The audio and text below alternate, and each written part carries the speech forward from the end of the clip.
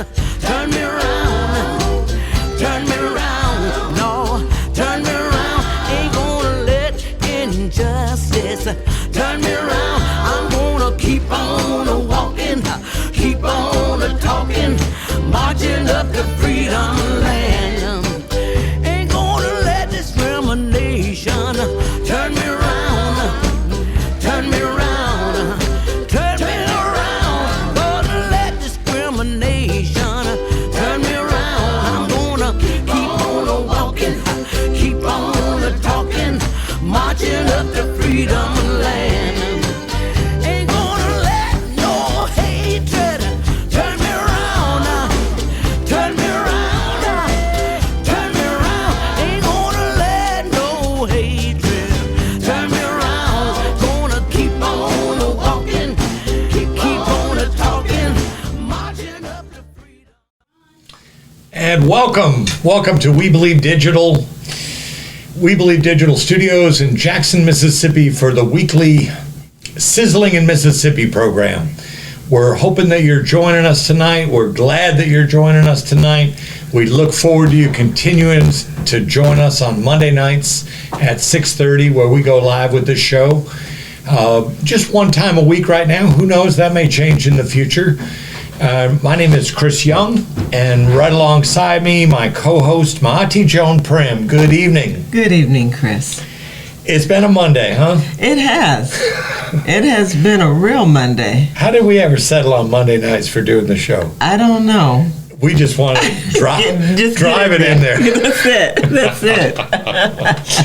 Well, anyway, I'm so glad that you could make it and I could make it and we could be here. Yes. I look forward to this every single week. You know, we just...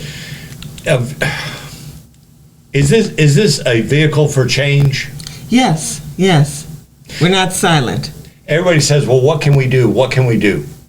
What can you do? Or what are you doing? Yes. Well, we're doing something. Yes. Yes. And we're doing it together. Yes.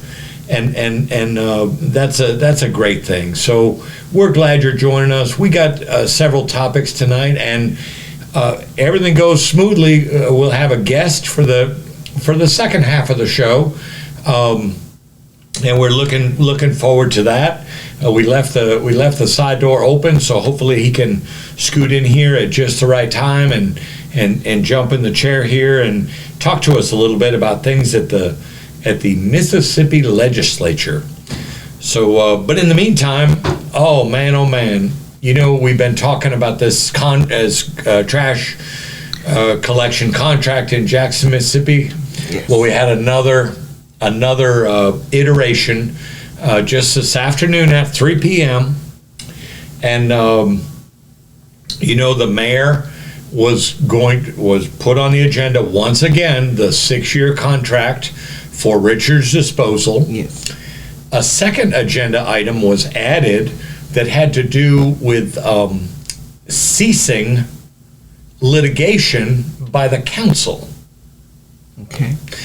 And when the city council president, a Republican, I always have to stop and process that for a second, the white Republican current president of the Jackson City Council, which has 5 African American members, Right. and in a black city, Right. per capita, the blackest city Yes. in America. Yes. Mm-hmm.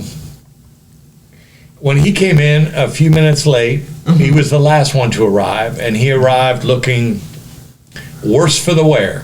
Now, forgive me if he had health problems or something like that, but he wasn't looking good, and he was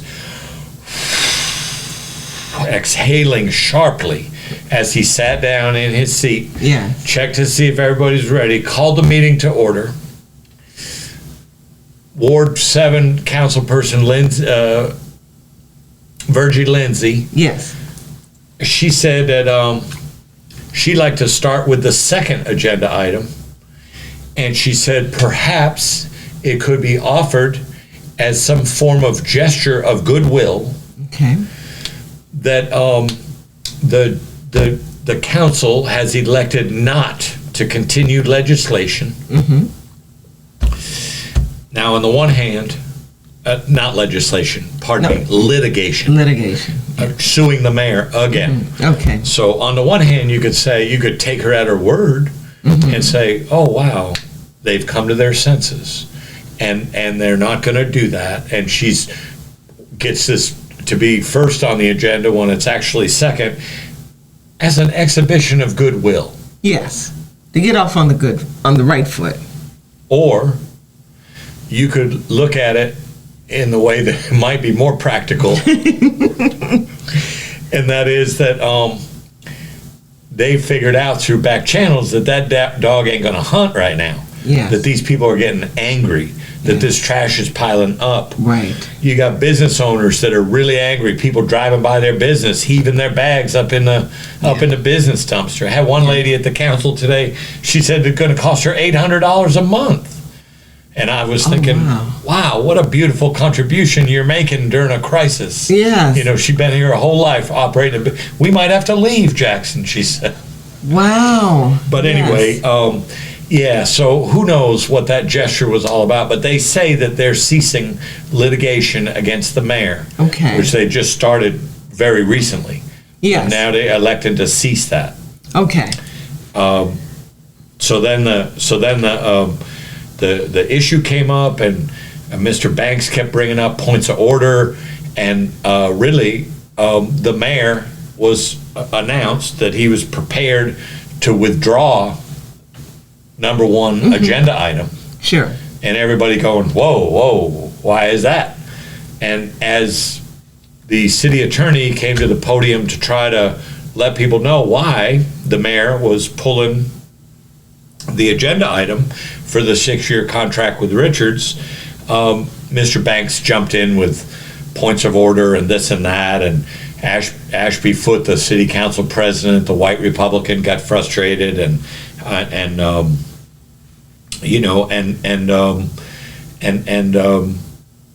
they got up and left on cue. Ashby Foote just said, the meeting's adjourned, we're leaving, and off he went, along with Banks, Aaron Banks, minister. Okay, I didn't know he was a minister. Minister Councilman Banks, and Vernon Hartley, and the Ashby Foote. Okay. Now, Kenny Stokes had remained behind, but those three got up and left, and Foote just said, meeting's adjourned, got up out of his seat and left. I don't know if they were in there five full minutes. Wow. And so then it was announced that the reason that the mayor at this late hour decided to pull the agenda was that Richards has filed suit against the city of Jackson. Okay. So they're now going to go back to court and say, this is what this people have done to us. Yes. This is what we're here. You got trash piling up. Yes. We demonstrated we can do the job. Let us do the job. Yeah. To get an injunction, a legal injunction. Yes. For a specific performance. The next 40 minutes or so, the mayor went on, turned it into a press conference in the chambers. Yeah. Stokes was there. Dr. Brian Griselle was there. Angelique Lee was there. And they just went on with turned it into a press conference, and the mayor fielded a number of questions from an angry audience. Okay, right. If there were, let's say there were 20 comments made by people, either in the form of a question or just barking, then 18 out of the 20 were clearly pro-Richards. Wow. Yeah. Now, Mr. Stokes had rehearsed with a man from his ward. Yeah. It was Stevie could have seen it. It was obvious. Really? Okay. And that complaining about the horrible stench and filth that come onto his property from Hawkins Field. Okay, I wonder where he lives, because Hawkins Field is a quarter of a mile from any residential area. But I guess he's saying the groundwater or could get in the ditch, come by his house. You know, the golf course right across that road. Yes. the mayor said he's been over there for the mayor's golf tournament when the trucks were there, never smelled anything. Yeah. So anyway, Okay. and Mr. Richards was there with his top level staff, just Okay. two, and then all the workers were outside The chamber. Yeah. must have been 60 workers outside. Yeah. And so yeah, it turned it into a press conference, tried to answer a lot of questions, seemed very pro Richards. Okay. Banks and Hartley were verbally confronted on the way in. I mean, Yeah. right in their face. Wow. One man told Banks that the people of this city despise you, you a egomaniac, kind of comments, words to that effect. Yes. Definitely said everyone despises you. Right. You feel bad for nobody wants to be despised. Right. I guess maybe they feel like there's some kind of behavior on the part of Councilman Banks that's not copacetic. I guess not. He's had a certain vitriol in his response to the garbage contract and the happenings. I've had a number of my customers come in who are absolutely fed up with this issue. Yes. And they have said that they can't wait for Election Day to come back around. Yeah. Yeah. Yeah, and there were calls for that, Yes. Maati, and Yes. all of them Right. got to go, all of them. And then somebody would say, not Grizel and Lee, they're doing a good job. Yeah, right. Everybody else. Yeah. Even the editor of a local newspaper, Mr. McBride. Yeah. Mr. McBride stood up tall and he said, he brought up the point, and I know we didn't get a chance to talk about this earlier, so I hope you'll take it in the context, but he brought up the point of, what is wrong with these four, four council members, these three black council members following the lead of the white Republican council member that's long been, has a long history of not wanting blacks to advance in our black city. Is what Mr. McBride said, and he included Stokes, who was sitting right there. And as soon as he said the name Stokes, of course, you can assume what the reaction was from. He called my name, so Anyway, God bless him. I mean, what do you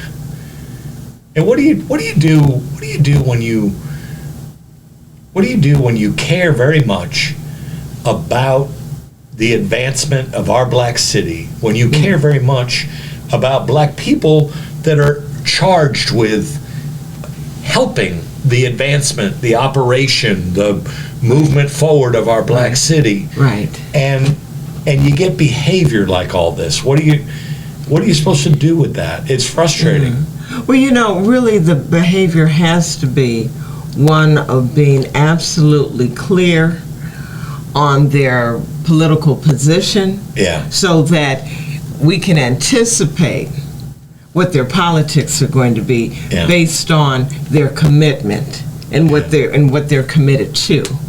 So we're wondering, I think, when it comes to especially Aaron Banks and Vernon Hartley, what exactly are they pushing for? And being that Richards has had the contract for a year, you have a proof of competence with that. And so, because we have that proof of confidence, why must we revisit this issue again? That theme was all over that meeting today, exactly the way you're saying it. It was all over it. And then again, why are you doing this to these people? Right. Then the other question that Ashby Foote brings up, or his statement, is that Chokwe Antar Lumumba keeps giving us Richards over and over as the option without presenting any alternatives. And that's been his critique of Chokwe. But that's fiction. Because? Which maybe we didn't. I thought we talked about it last week, but maybe it was on a different show. But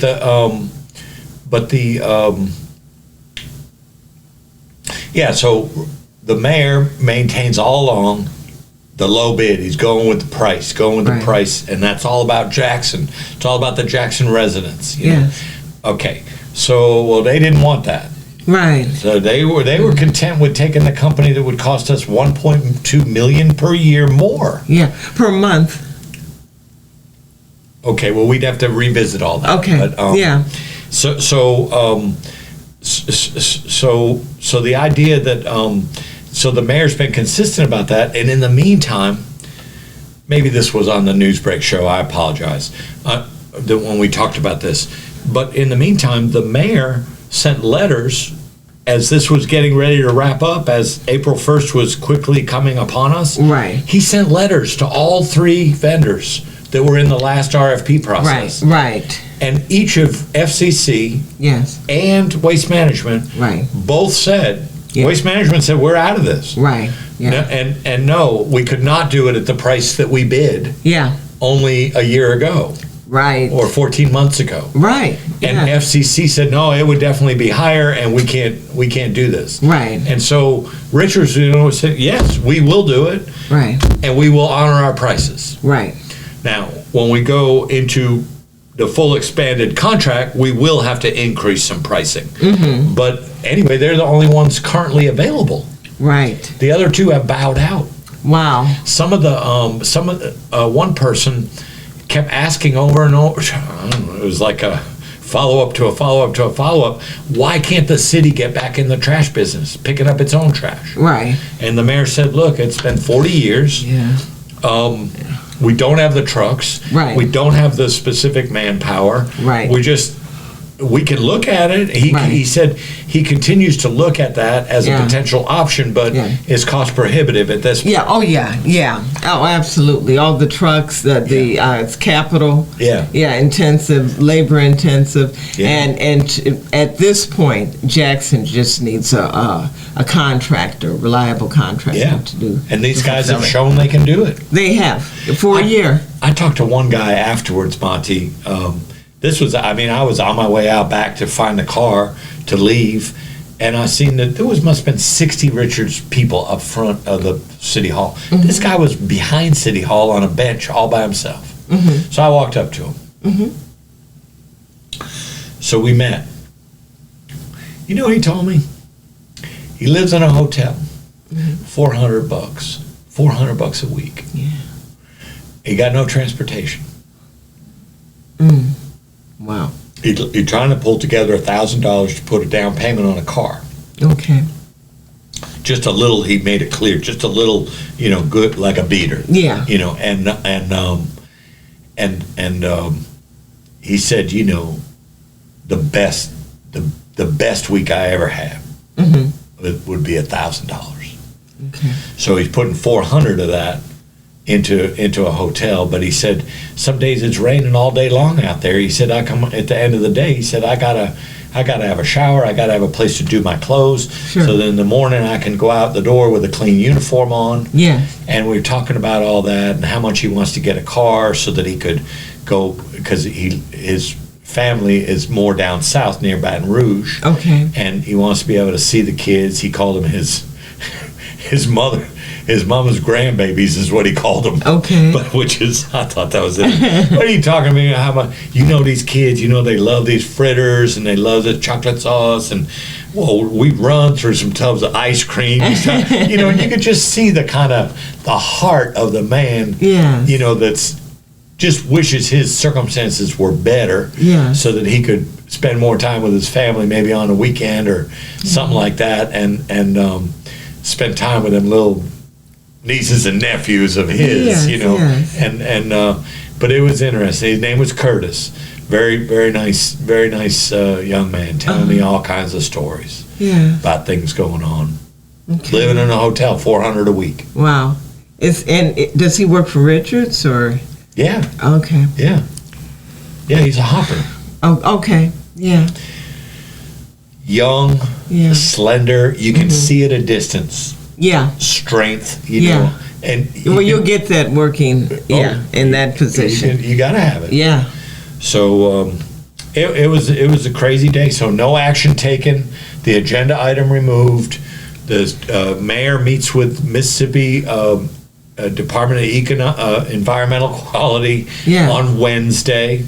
They're talking about $25,000 a day fines as the trash piles up. Oh, wow. Meeting on Wednesday, and we can look. Today.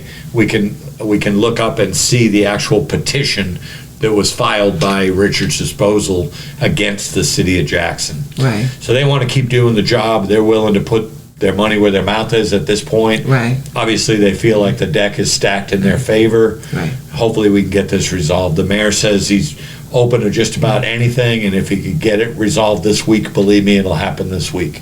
So who knows? Okay. I don't know how long it takes to get a hearing scheduled, get on the docket, all that kind of stuff. Yeah. But I know that RFP process is really an extended time. They say at least 3 months. That's cutting it close. That's really, yeah. Oh, and two different people spoke out against that. They said the idea that has been floated by one council member about doing a 3-month extension for Richards until the new RFP can be done is disrespectful and disingenuous. It's not fair to Richards. It's not fair to their employees, and it's not fair to the city. Is what right. It's not fair to the citizens for us to just keep, having this challenge. So that's probably just a political move to buy some time to get a new RFP. Right. But it doesn't look like the mayor's biting on that. Okay. Yeah. Well, we wrapped it. Me mostly. Been talking about all this. We're going to stop now and take a brief break and a couple of commercials, and then we'll be right back with you.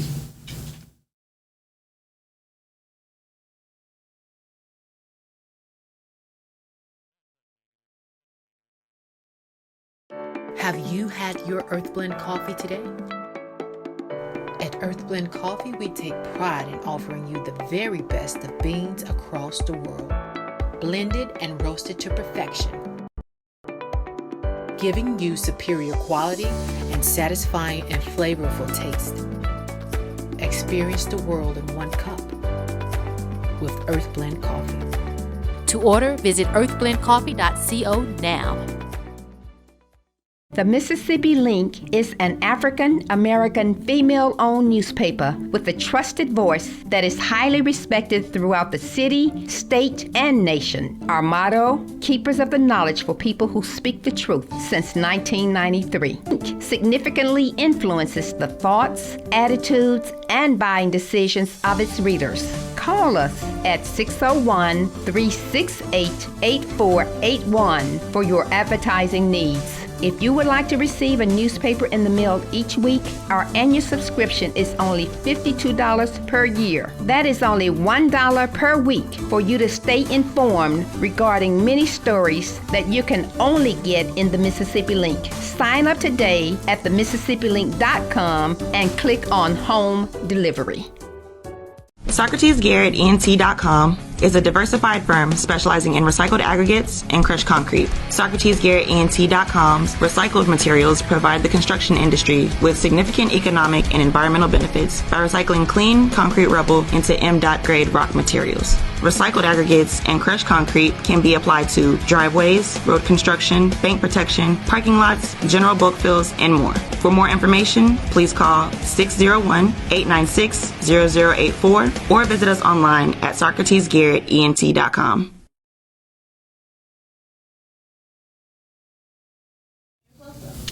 And welcome back to Sizzling in Mississippi here on We Believe Digital Studios. We're so glad that you're joining us tonight, talking about this Jackson City Council.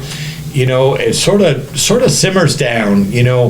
Are these people that keep voting no to this change in trash contract to shift from a multinational corporation that's been bilking our black city for decades to a black company that's come up here from Baton Rouge and performed successfully now for a year. So, it's like I asked in a Mississippi Link article last week, are you anti-mayor or are you pro-resident? What is it? What are you doing? and so don't understand these people behavior. But we're getting ready to shift into another topic, and also waiting for our guest to arrive. But before that, I just wanted to share.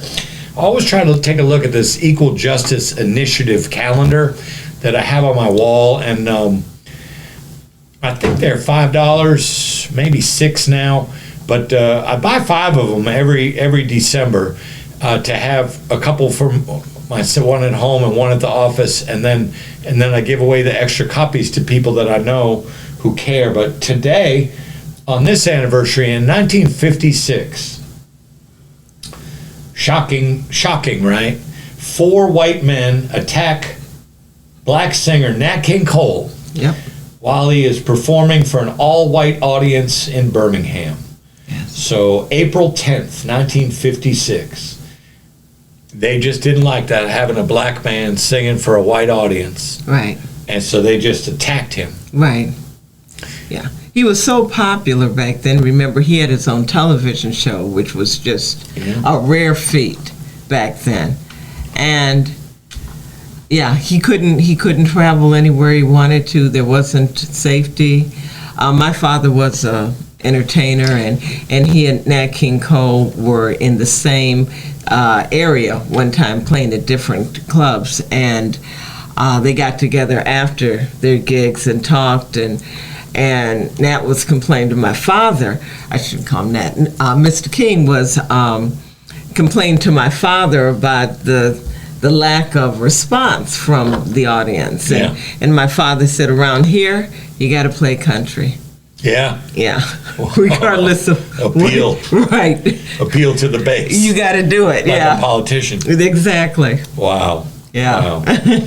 So a melting pot. The melting pot, United States of America, right? Yeah. Land of the free, home of the brave. Yeah. Right. Well, I mean, if you think about a melting pot, how gross is that? That is. Yeah, I mean, it's just gross. A mosaic, a stew, okay, but a melting pot, that's, ugh. Think of what that looks like. So we'll move on to Maati. I mean, we talk. When do we talk? We may have talked Thursday or Friday briefly, or no? I think we did. So this Mississippi GOP controlled, they got the trifecta now. Yeah. In Tennessee. Yes. And so how long ago was it had that shooting where those 3 9-year-old children were shot? Right. In Nashville. Right. At the Covenant School. Right. Yeah.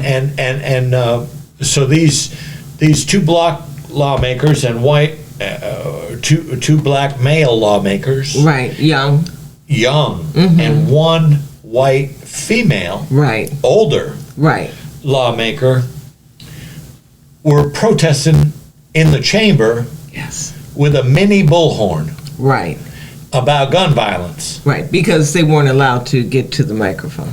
And because we weren't allowed to get to the microphone, right, to protest. Yeah, they killed their mic, so they had to. The GOP, they thought that was out of line, like they're not following decorum. Right. Perhaps their tie wasn't straight enough. Well, what they thought of was that their behavior was out of order. But if that's the case, you can censor them. But he didn't.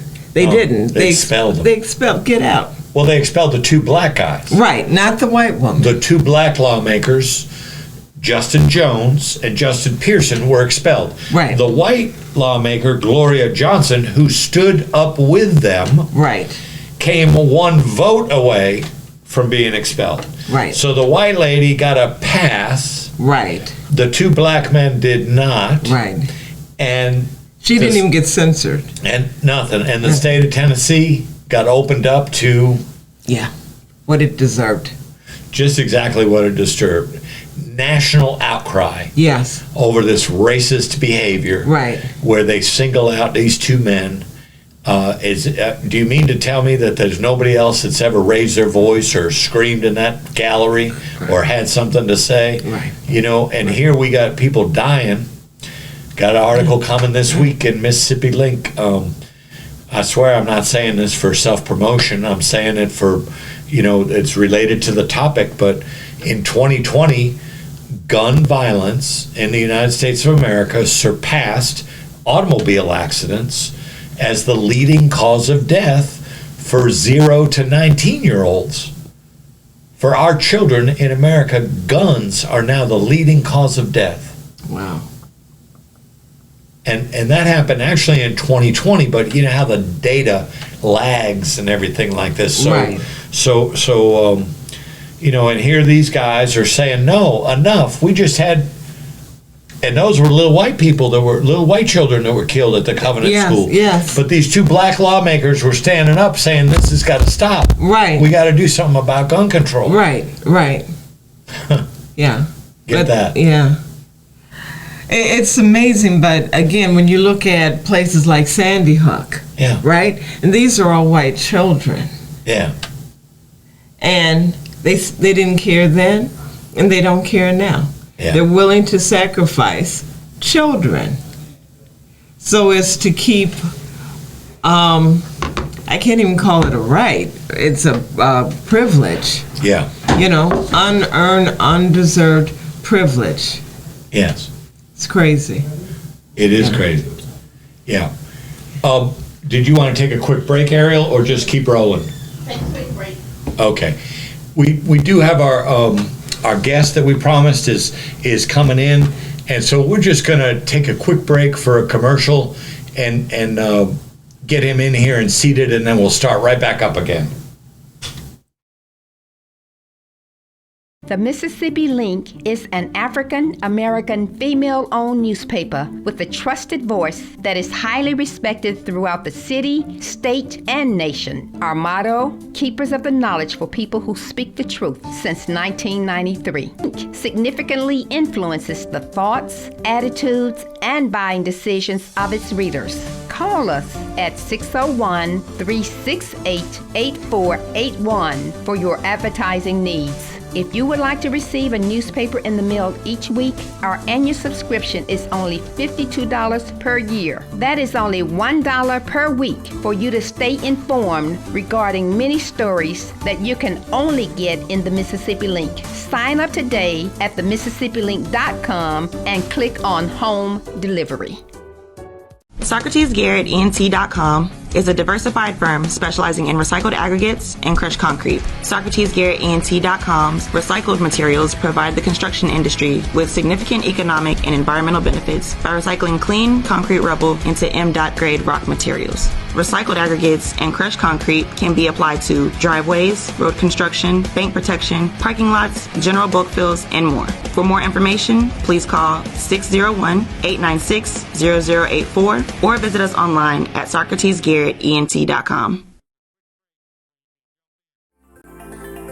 Looking for the hottest content in the city of Jackson and surrounding areas? Check out WeBelieveDigital.com. Also follow us on Facebook, Instagram, TikTok, and YouTube. We Believe Digital Podcast is here for all your podcasting needs. The Mississippi Link is an African American female-owned newspaper with a trusted voice that is highly respected throughout the city, state, and nation. Our motto, Keepers of the Knowledge for People Who Speak the Truth, since 1993. Link significantly influences the thoughts, attitudes, and buying decisions of its readers. Call us at 601-368-8481 for your advertising needs. If you would like to receive a newspaper in the mail each week, our annual subscription is only $52 per year. That is only $1 per week for you to stay informed regarding many stories that you can only get in the Mississippi Link. Sign up today at themississippiLink.com and click on Home Delivery.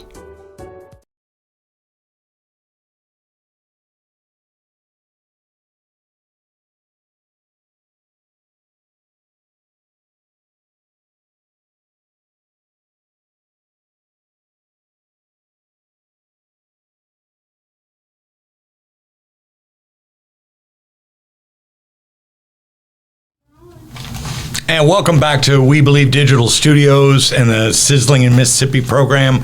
We just took an extra little break to bring in our honored guest this evening, Mississippi State Representative William R. Bo Brown is in the studio on this show for the very first time. He's a Democrat, District 70, and we are so glad to have you with us tonight, Representative Brown.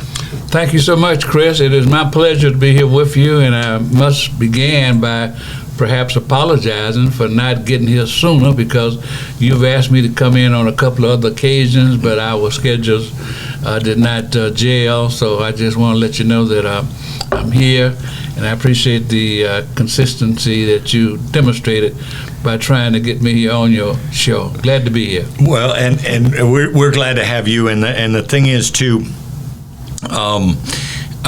you just had that legislation. You were just going full bore with the legislature and different things going on. So we're happy to have you. And just really quickly, for those that are in our wider viewing audience that don't know, Representative Brown has a Bachelor of Arts degree from Tennessee State University, which again dovetails. He's gonna join our conversation about what's going on with this GOP-led legislature up there in Tennessee. He also holds a Master of Public Policy and Administration from Jackson State. He's done postgraduate work at Santa Clara University. He's a former teacher and coach, Jackson Public School System, a former program manager for many years for HUD, a radio broadcaster, 2 different stations, but I really believe that that's now moved to 3 or 4 different stations. A long-time sports broadcaster. You got to get up long and early to be able to find somebody in the sports broadcasting world that has more experience than Representative Brown. Also a New York life insurance agent, former Jackson City Council member, and assumed office in the Mississippi legislature in the month of January in the year 2000. So 23 years on the job, which means in our part-time legislature, 23 legislative sessions, and those are just the regular sessions. So I know there's been any number of special sessions that have been added. You've had to come in extra, huh? Well, believe it or not, I think we had perhaps this is my first term, as you indicated. I think we've had maybe 2 or 3 special sections. 2 or 3 one of the things that Tate Reed wanted to avoid, and of course Lieutenant Governor as well, and that was special sessions. Quote, they said special sessions cost the citizens money that's not necessary because we can get it done in the allocated time. So we only had 2 or 3, I believe, during the past 4 years that I have been in the District 70 seat. Well, I got that all confused then. I thought it had been much longer than that. Well, we came in, I think I want to get it straight now, we came in on critical race theory last year, I believe, was one of the special sessions, and then we had one other. I'm almost positive we've only had 2, maybe 3 special sessions. I can't recall what purpose they were for. But what year did you start? I started in 2020. 2020? I won in 2019. But I started January of 2020. We got to get Wikipedia updated. Well, because I swear to God, I copied down 2000. Yeah. How about that? Well, 2000 is when I started. But I was elected in 2019 in November. And you start the session in January. Okay. 2019, and then January was 2020, Chris? 2020. 2020, okay. Not the year 2000. 2020. Oh, I don't know what so 2000 came from. You've been there 3 years. I've been there, this is actually 4 years. The 4th year. Just completed 4 years. Okay. Yeah. And so we're so glad to have you, and so glad to get that straightened out. I apologize. Well, you might have been recollecting back when I was on the city council. I served the city council of Jackson until 2006. So in 2000, I was a public servant with the Jackson City Council representing Ward 4. Okay. Ward 4, huh? That's where Dr. Grizel is at right now. Right. Yeah. Right. And that was a big hot meeting today concerning the garbage collection down there. I saw you down there. Yeah. And we talked about that earlier, and now we've shifted over to this nonsense up here in Tennessee. And you're not unfamiliar with Tennessee. Well, I tell you, Chris, and I really love saying this, but I was really surprised at what happened.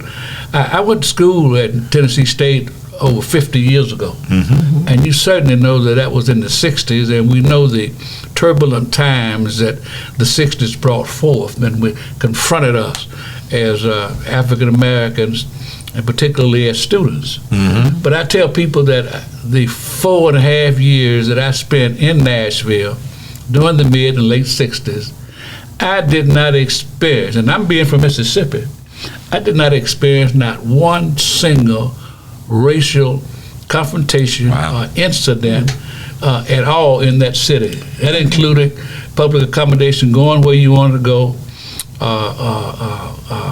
doing what you want to do. Mm-hmm. No yes sir, no sir. All of anything that would quote present a confrontation here in Mississippi, I did not experience it at all in Nashville. So Nashville to me has always been a wonderful city. I call it it's a cultured city because there are 20, I believe, universities and colleges in Nashville. Right. It is a city itself really without racial turmoil. Mm-hmm. However, we must admit that a lot of the freedom riders and the boycotts did take place in Nashville in the early 60s. Right. So Nashville, the black population of Nashville, they became pioneers, so to speak, and getting involved in the protests and the demonstrations during the early 60s. Mm-hmm. But by and large, Nashville is a very congenial city and without racial problems. And that is even today, because Nashville is a melting pot. A melting pot for all kind of citizens, all kind of activities. It is the music capital of America and all that good stuff. But the problem, y'all, with what happened in Nashville with the legislature was the fact that Alex, this national conservative Republican think tank, is orchestrating in all of the southern cities, particularly, and a few, not cities, but states. They're orchestrating a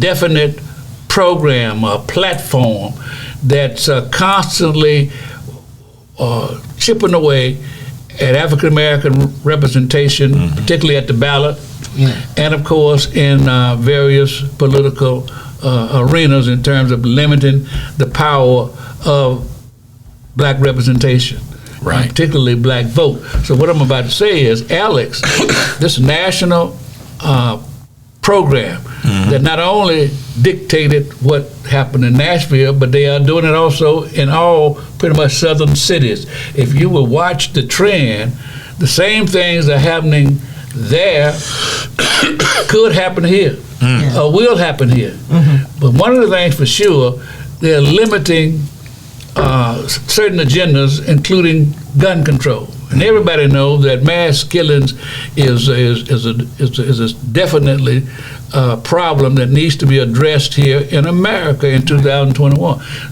Voting, gun control, mm-hmm. Sexual preferences type stuff. Black history. Black history. We'll be looking at that. Human services. Yeah. Mm-hmm. Mental illness. Oh yeah. Police brutality. Yeah. There's a defined minimum wage.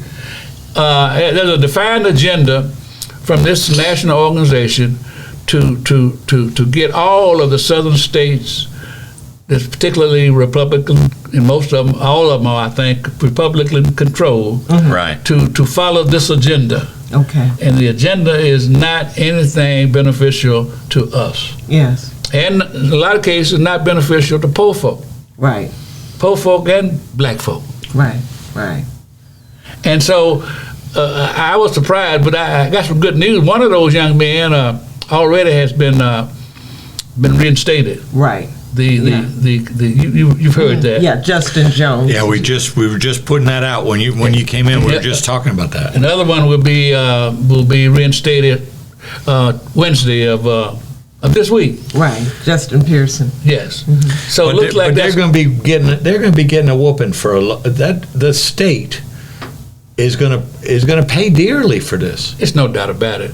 It's no bad about it. But, the biggest thing about it is they're nice, they're wonderful people in Nashville. And I don't think we need to equate what happened to Nashville as much as we must equate it to those country bumpkins coming from different places throughout the state of Tennessee. Okay. You understand? Yeah. And, of course, it's just like in Jackson, a lot of our representatives and senators, they're from the rural.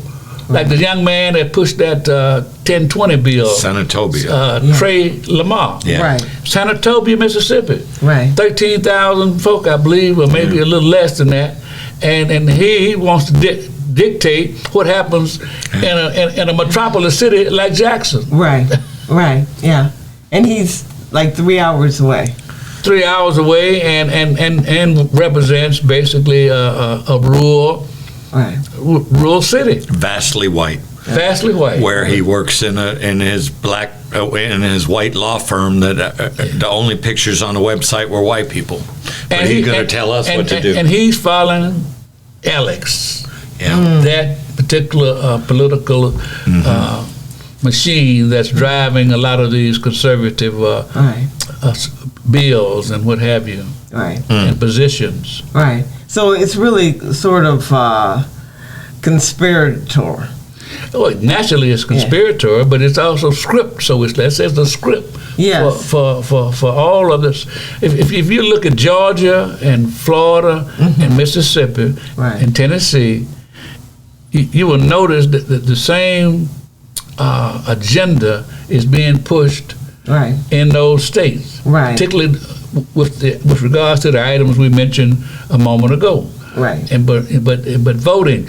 Do you realize that there was a vote that was cast and won by a majority vote that's called harvesting votes? Did y'all get into that, Chris? No, not harvesting. Wait, there was something.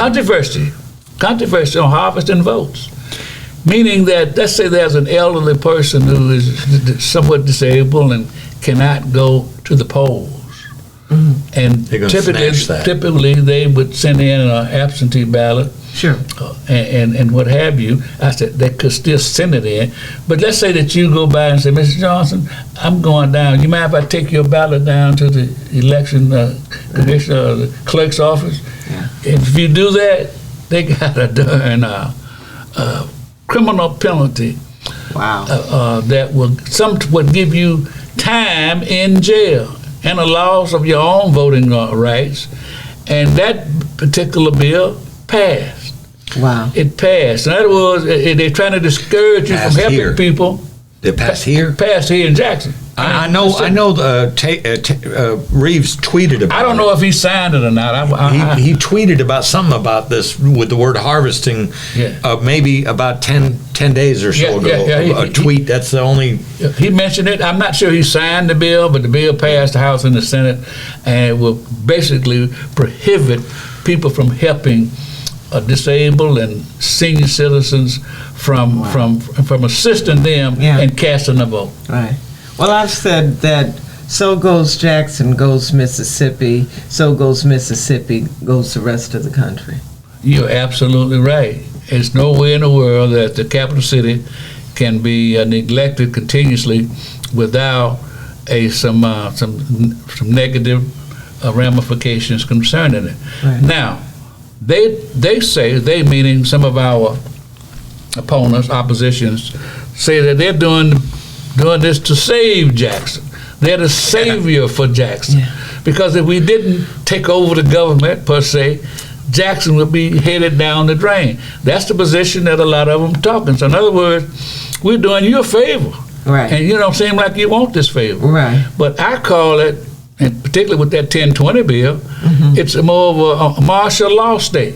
Yeah. It is a police state. All the words you want to use. We all want protection. My suggestion was during the session, Chris, you may have heard this. Why not put the money that you're going to put these millions of dollars into the Capitol Police? Yeah. Why not put it into the Jackson Police to build up their ranks, to give them more training, to give them more cars and more technology and cameras and the whole works? Why not strengthen the existing police power in Jackson, which is the Jackson Police Department? Right. Well, are you kidding? We're not going to give them, they're not doing anything now. Well, and then we come back and say, well, they don't have anything to do nothing with. Right. And they cited the water, they use as an example. They say, well, we don't have confidence in water, sewer, and trash, so, just a cop-out. It's a cop-out. It's like you said, the agenda. Someone said that if Jackson was 70% white, would we see the same thing? You answered that question. That's right. Yeah, no, it wouldn't happen. So really, we're looking forward to Wednesday and hope that certainly the other Justin, two Justins, Justin Jones, reinstated today, was sworn in 1 hour after this Metropolitan Council met. 36 members, unanimous vote, put him back in office. So he was technically out of office about 4 days, I guess. Right. And Justin Pearson will be heard at on Wednesday. So we'll look forward, obviously, next week to telling you about all that. Just one of the comments. Mr. Jones, Representative Jones, said that really he had felt targeted from day one. He said democracy will not be killed in the cover of silence. This is not about one person, not about one position.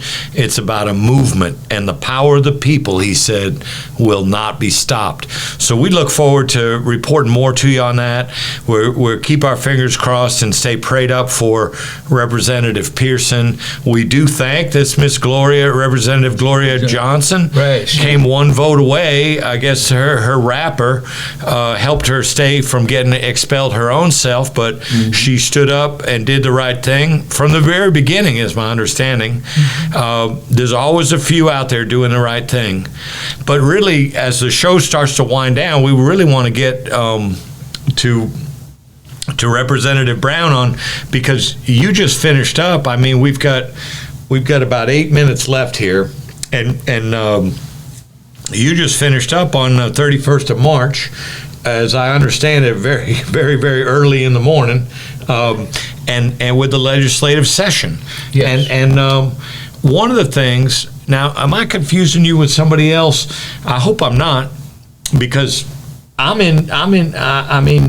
my representative. Absolutely. And so I hope I'm not confusing you with somebody else, but early in the session, didn't you say something to one of the reporters about the voice of the black legislators in the Mississippi legislature not being heard? Well, yes, I've said that consistently, not only in the early part of this session. Every chance that I got to speak, particularly on these in the areas that we just mentioned, voting and education and all these things, I've constantly said that they do not hear the concerns of African Americans, particularly the Jackson delegation African Americans, but African Americans, period, throughout the state. And here's why I justify that. I said, you're not listening to African Americans in terms of formulating these policies and these laws, these initiatives.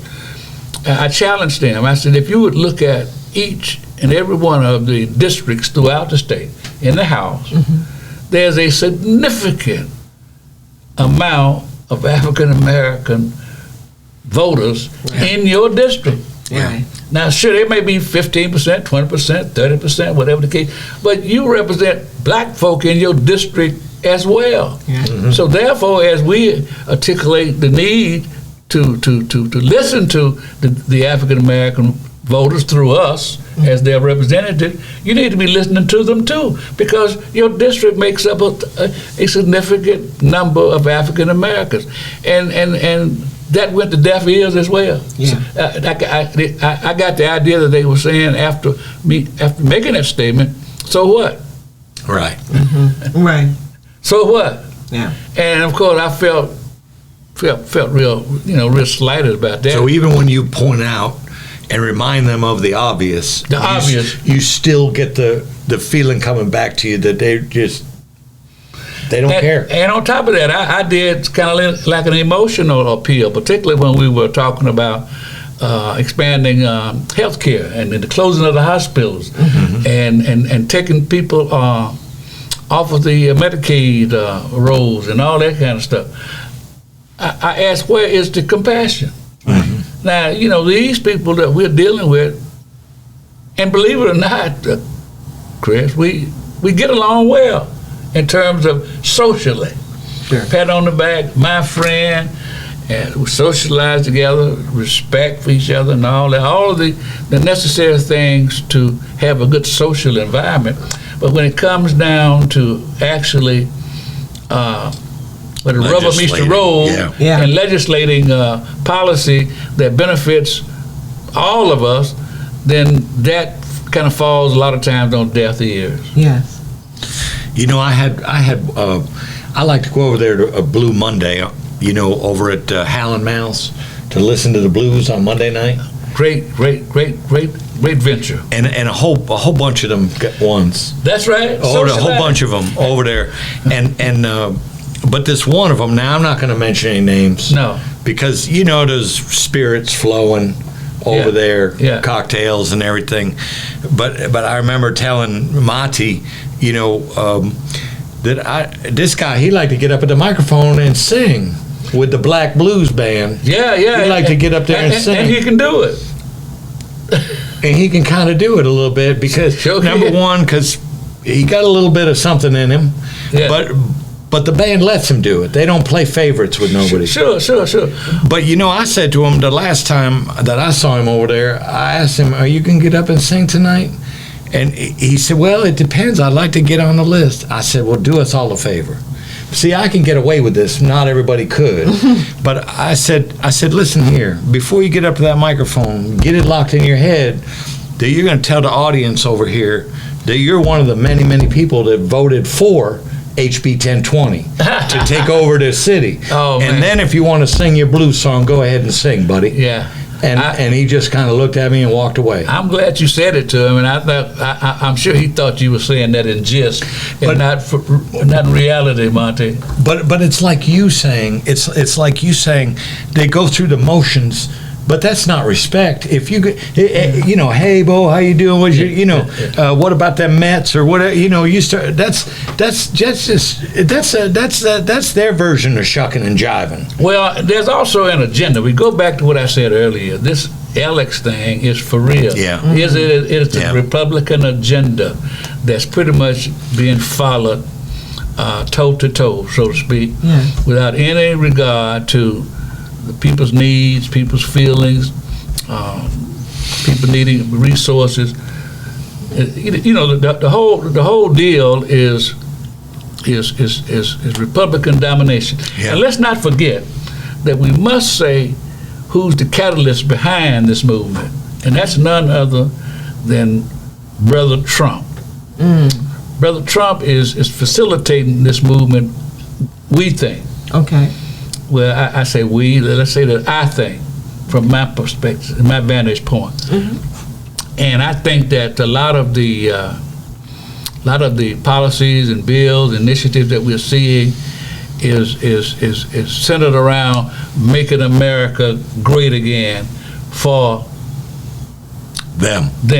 Right. And speaking of them, and we've talked about it, Maati, on this show how many times, when we go back and look at the census in 1960, and I don't know, I just can't get away from this. I think this is the underpinning of all this fear that results in this behavior that Representative Brown talking about. In 1960, the European American population in America was 86.8%.